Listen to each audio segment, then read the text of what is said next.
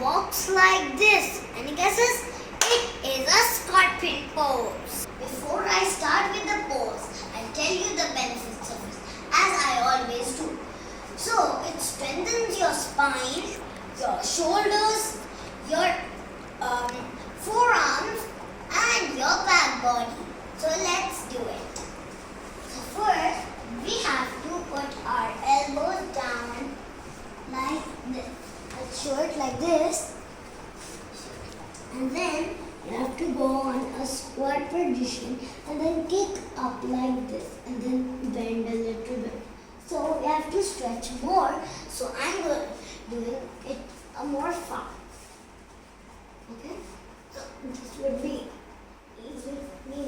So I'm doing it with the wall support because I'm doing it for the beginners.